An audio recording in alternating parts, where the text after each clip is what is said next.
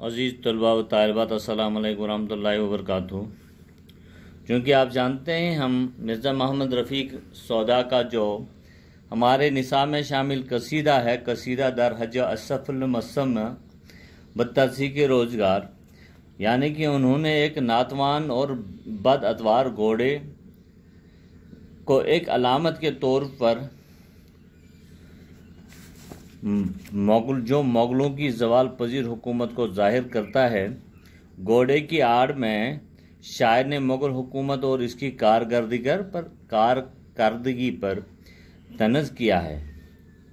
चूँकि चंद अशारों की तशरीह हमने करी है, अब हम उससे आगे बढ़ने की हम कोशिश करेंगे। मुट्ठा तो इस कदर है कि जो कुछ तुम सुना, लेकिन एक और दिन की हकीकत कहूँ मैं यार।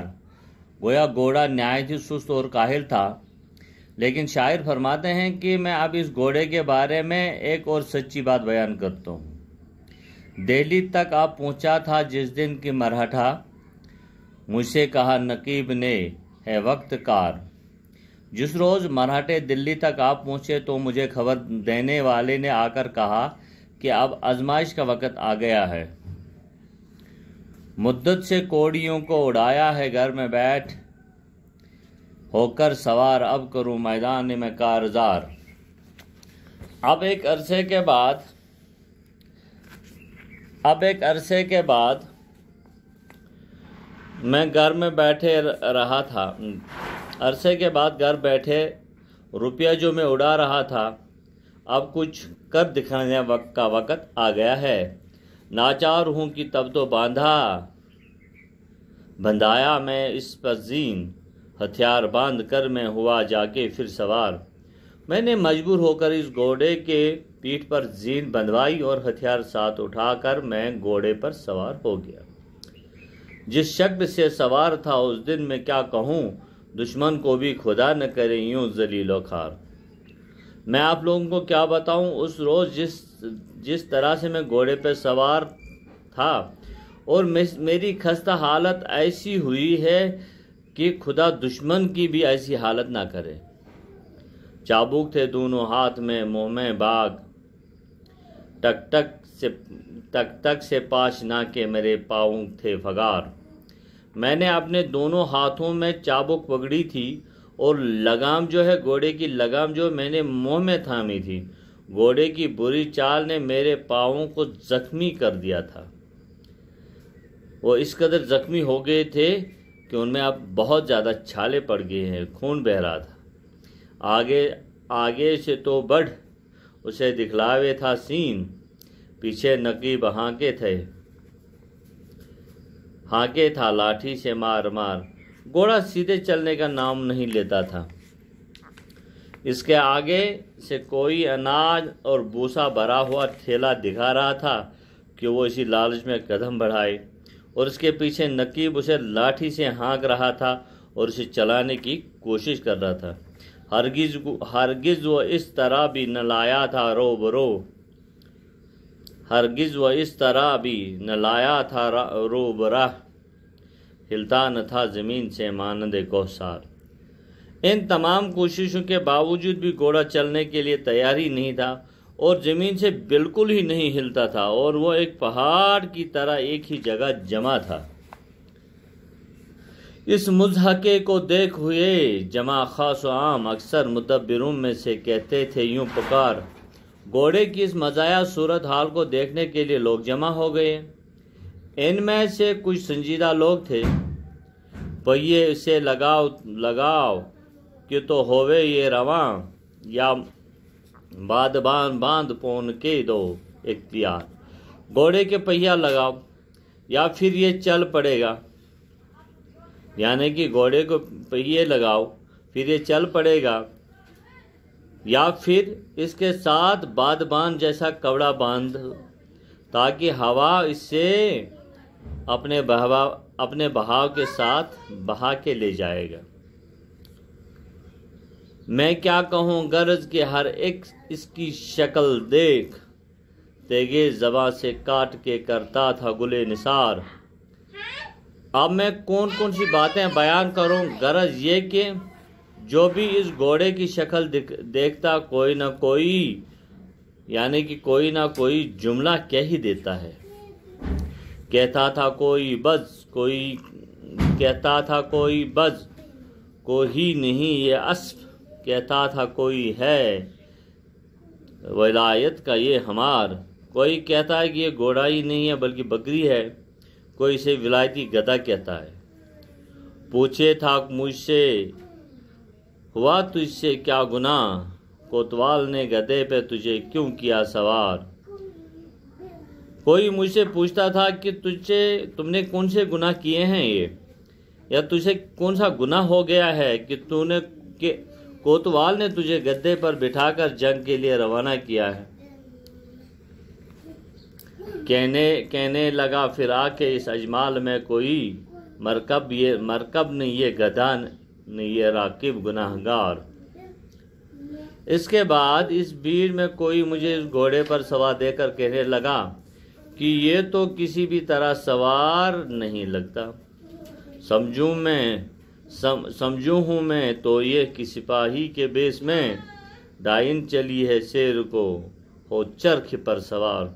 मुझे ऐसा लगता है कि सिपाही के बेस में कोई डाइन पंचकी के पहिए पर सवार होकर सैर करने को चली है।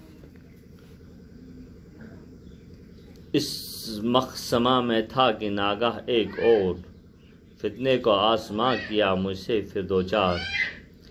मैं इन तानों के बारे में सोच ही रहा था कि एक और वसीयत आन पड़ी। धोबी कुम्हार के गद्दे इस दिन हुए थे गुम, इस माजरा के सुन किया दोनों ने वाह गुजार। उसी रोज़ धोबी और कुम्हार के गद्दे खो गए थे। धोबी और कुम्हार दोनों वहाँ से गुजरे। हर एक ने इसको अपने गद्दे का किया ख्याल। पकड़े थे धोबी कान तो खींचे था दुम कुम्हार। दोनों ने इस घोड़े को अपना अपना गधा समझा। धोबी ने इसके कान पकड़ लिया और कुम्हार उसकी दुम पकड़कर यानी कि इस घोड़े का दुम पकड़कर खींचने लगा। दरियाए कश्मकश हुआ उस आन मौजजन था अन करीब डूबने खफत बेयक किनार। ये कश्मकश झगड़े तक पहुंच जाती है और मैं तन्हा जलील हो जाता। बदचश्मी इसकी देख कर खर्स का ख्याल, बदचश्मी इसकी देख कर खर्स का ख्याल। लड़के भी वहाँ थे जमा तमाशे को बेशुमार। घोड़े की बदखसलती देखकर वो ये समझे कि ये रीछ है। वहाँ कुछ लड़के तमाशा देखने के लिए इकट्ठे हुए थे। रखता था कोई लाके सपारी को मुंह के बीच, मुआ उसके तबन से उठाड़े था बार बार। कोई लड़का छलियाँ वगैरह घोड़े के मुंह में रख देता था। कोई बार बार इसके जिस्म से बाल खींचता। कहता था कोई मुझसे कि तू मुझको भी चढ़ा, दूंगा टका तुझे मैं ही नव चंदा इतवार। कोई लड़का मुझसे कहता है कि मुझे भी इस पर सवार करो और फिर तनज़ करते हुए कहता है कि मैं तुम्हें नव चंदा इतवार को 1 टका दूंगा। कुत्ते भी भौंकते थे कढ़े इसके गिरदोपेश, 60 समंद खर्च नमा के हम चश्मे चार। इस घोड़े के इर्द गिर्द कुत्ते भी भौंकते थे और इस रीछ जैसे घोड़े के साथ आंखें चार करते थे। उस वक्त मैं जो अपनी मुसीबत पे कर नजर कहने लगा खुदा से ये रो के जार जार। उस वक्त अपनी मुसीबत देखकर मेरा दिल भर आया और मैं रो कर खुदा से कहने लगा कि ए खुदा अब मैं क्या करूं। जुगड़ूं मैं धोबियों से कि लड़ूं कि लड़कों को दूं जवाब, कुत्तों से या लड़ूं कि मरूं अपना पेट बार। मैं अब क्या धोबी और कुमार से झगड़ा करूं या लड़कों से निपटूं, कुत्तों को भगाऊं या अपना पेट मार कर मरूं। बार दुआ मेरी हुई उस वक्त मुस्तजाब, वहाँ से बहर नुम वहाँ से बहर नमत किया जंगाह तक गुजर, लेकिन खुदा का करना कि मेरी दुआ कबूल हो गई और किसी न किसी तरह मैं मैदान जंग तक पहुँच गया। बादशाह कह रहा कि किसी न किसी तरह मैं यहाँ पे पहुँच गया मैदानी जंग में। दस्त दुआ उठा के मैं फिर वक्त जंग के कहने लगा, जनाबे इलाही में यूं पुकार। सवार ने खुदा के हुजूर की खुदा से दुआ की, और ए खुदा, जंग की पहली ही गोली इस घोड़े को लगे और इसको ऐसा तीर लगे जो जिस्म से पार हो जाए, ताकि इसे मेरी खलासी हो जाए। पहले ही गोली छूटते इस घोड़े को लगी, ऐसा लगा न तीर की होवे न तन से पार। ए खुदा, जंग की पहली ही गोली इस घोड़े को लगे और इसको तीर लगे जो जिस्म से पार हो जाए।